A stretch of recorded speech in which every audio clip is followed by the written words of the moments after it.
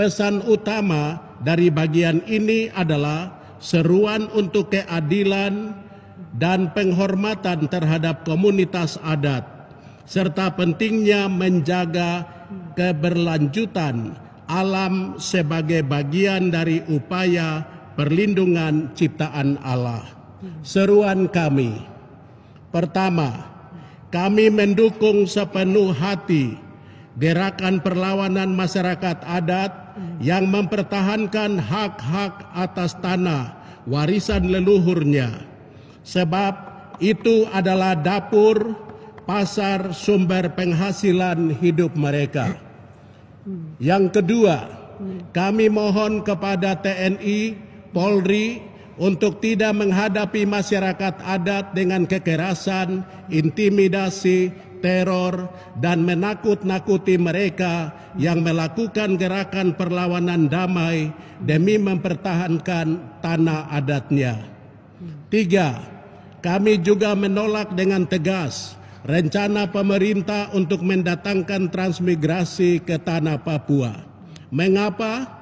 Sebab provinsi kami sangat miskin, daerah konflik yang terlama, para pengungsi belum kembali ke kampungnya, banyak anak putus sekolah, banyak orang yang sakit, kami kesulitan lapangan kerja, banyak sarjana menganggur. Singkatnya, kami tidak membutuhkan transmigrasi. Mohon dievaluasi ulang rencana tersebut. Seruan kami yang keempat, kami minta dengan hormat kepada Presiden, pemerintah untuk menghentikan semua program yang hendak merusakkan ekosistem, ruang hidup masyarakat adat Papua, dan hak-hak hidupnya. Kelima, kami memohon kepada pemerintah atau Presiden untuk membuka ruang dialog dengan masyarakat Papua. Yang keenam, dengan tegas kami menyerukan bahwa tanah Papua bukan tanah kosong.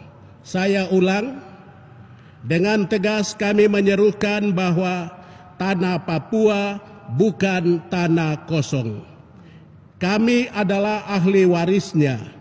Tanah Papua adalah tanah milik orang asli Papua. Leluhur, orang tua, kakak adik kami ada hidup, berkebun, berburu di gunung-gunung, di rawa-rawa, di pesisir. Leluhur telah membagi tanah kami ke dalam 7 wilayah adat, yakni Lapago, Mepago, Haanim, Bomberai, Domberai, Saireri, dan Mamta. Jadi, jangan kapling membagi tanah kami seakan-akan tanah yang tak bertuan. 7. Kami minta kepada pemerintah untuk tidak memakai para tokoh atau pimpinan gereja atau pimpinan daerah tertentu yang atas nama orang Papua atau karena dibayar atau dijanjikan jabatan tertentu dalam merencanakan untuk menyerobot tanah leluhur marga atau klan suku tertentu dan diserahkan kepada investor tanpa berbicara atau berdialog lebih dulu dengan pemilik hak ulayat.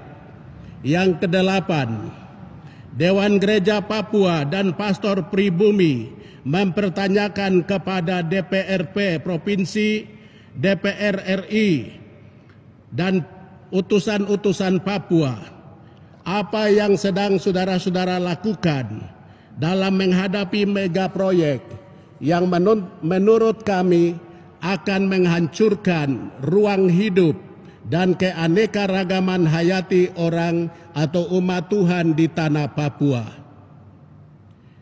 Kesembilan, kami prihatin melihat keadaan hidup umat Tuhan di atas tanah Papua dewasa ini. Maka kami mendesak dan meminta kepada koalisi MRP Tanah Papua dan Dewan Adat untuk segera mengadakan musyawarah besar MUBES yang melibatkan seluruh rakyat Papua dari 7 wilayah adat agar dalam MUBES tersebut masyarakat atau orang asli Papua secara bermartabat dapat duduk bersama, berbicara bersama, merumuskan bersama, dan mengambil sikap bersama mengenai hak-hak mendasar hidup manusia dan alam semesta, demi memajukan orang asli Papua di tanah leluhurnya, supaya kami tidak susah ke depan atau kami tidak punah. Terakhir, seruan ini kami tunjukkan kepada pemerintah Indonesia, Presiden dan para menteri yang berhubungan dengan pembahasan kami di Jakarta, kepada para duta besar negara-negara sahabat yang ada dan bekerja sama dengan Indonesia, kepada negara-negara pemberi modal kepada Indonesia, kepada para investor dan pemodal yang memiliki sahamnya di seluruh tanah Papua, kepada kardinal, para uskup, pimpinan gereja-gereja di Indonesia dan di seluruh dunia, kepada seluruh anggota TNI, Polri, BIN, BAIS yang bertugas di seluruh tanah Papua, kepada seluruh anggota TPN, OPM, murni atau pembentukan negara di seluruh tanah Papua, kepada orang asli Papua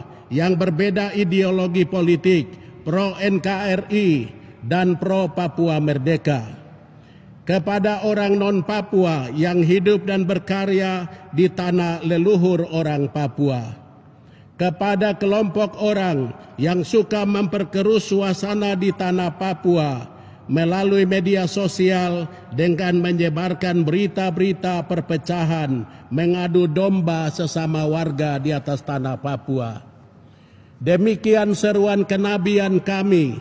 Kami sangat merindukan suasana hidup harmonis, saling mengasihi, dan menghargai sesama sebagai citra Allah, sambil menjauhkan semua pikiran dan perasaan jahat yang akan merusakkan kebersamaan dan kedamaian yang selama ini gereja, masyarakat, tokoh adat, tokoh perempuan, semua orang kita usahakan. Akhirnya, kami para pimpinan gereja sangat mengasihi dan mencintai umat Tuhan di seluruh tanah Papua. Suka duka umat Tuhan di seluruh tanah Papua adalah suka duka gereja Tuhan di seluruh dunia. Yesus selalu menjadi andalan hidup kita. Waena 11 November 2024, Moderator Dewan Gereja Papua, Pendeta Dr. Beni Giai, Koordinator Pastor-Pastor Pribumi, Pastor John Bunai PR, dan anggota Dewan Gereja-Gereja Papua yang hadir, dan juga Koordinator Pastor-Pastor Pribumi yang hadir. Sekian, terima kasih. Mari kita buat sesuatu yang baik hari ini untuk kemuliaan bagi Allah. Shalom, Tuhan Yesus berkati.